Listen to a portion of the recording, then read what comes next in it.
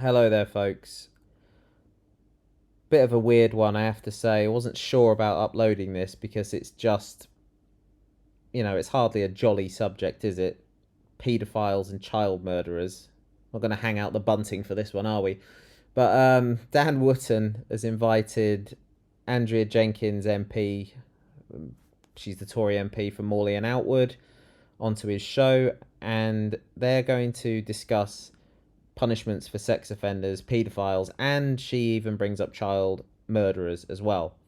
Now, I want you to note something. It's not the subject matter that's the issue here. These things have been discussed time and time again. There are many people who want harsher punishments for paedophiles. There are many people who want harsher punishments for sex offenders of any kind, in fact, and there are people who want harsher punishments for child murderers. It's not a particularly controversial thing. You hear it all the time. Oh, they got off too lightly. They were let out too soon, etc., etc. What worries me about this conversation is just how open and frank it is and how casual it is. This is 2023 in the United Kingdom, and it feels like it's a conversation that could quite conceivably have happened in the 19th century.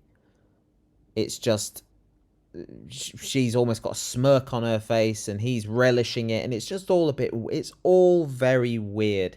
We know that they know who their audience are, right? We know this.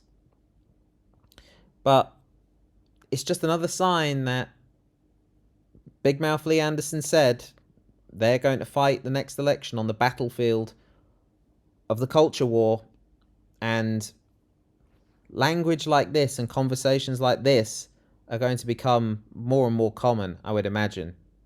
Let's just have a watch.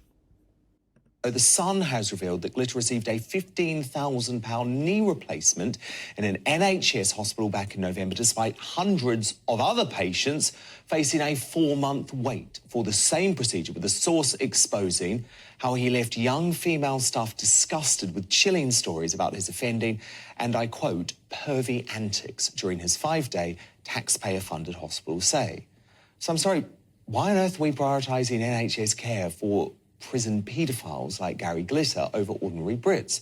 Well, joining me live in the studio tonight is our cultural warrior, the Tory MP, former Vice Chair of the European Research Group and Education Minister, Andrea Jenkyns. Now, Andrea, prompted by this story, I believe that the only sort of treatment you think paedophiles in Britain should receive is chemical castration. Actually, biological castration. I wish to the surgeon. So I've just had to pause it there to make this distinction. The generally considered more humane way of castrating someone is chemically. She wants to go a step further and start opening people up and removing bits and chopping things up. So I'm already a little bit about it, you know? Again, there's no love for sex offenders here. But why go that extra step other than just pure barbarism?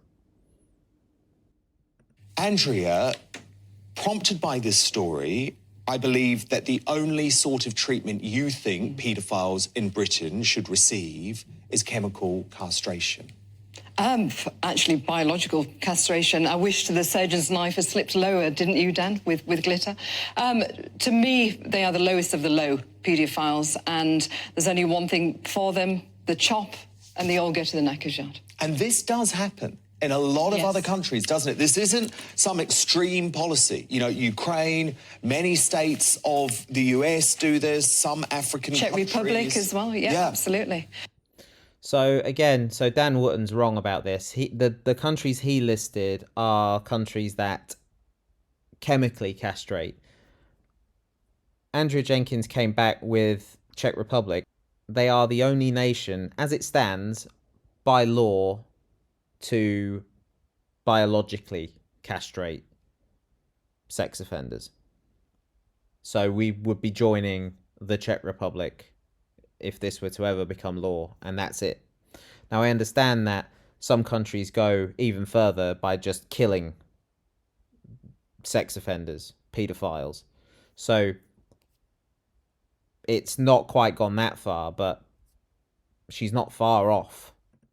Do you think it would be popular?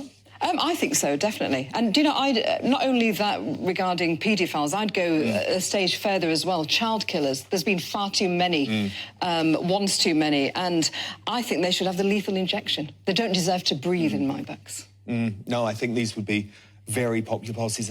Anyway, that is the crux of the conversation. It ends there, and they move on to Boris Johnson. But yeah, I just thought I'd share that with you. It was.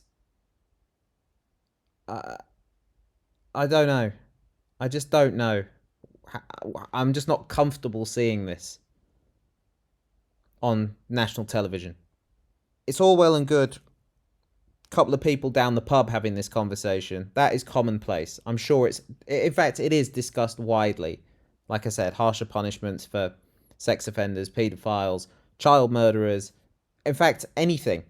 Any crime you can think of, people generally would call for harsher punishments. Any serious crime, anyway. But I'm just not sure I'm comfortable with an elected politician speaking so casually about these things, about death, and about surgically castrating people. Yes, even the most evil paedophiles. I'm not sure I'm comfortable with an MP so, like I said, casually throwing this out there. And it just feels like it's more red meat for anyone who wants it, really. Anyway, that'll do it. Take care, folks.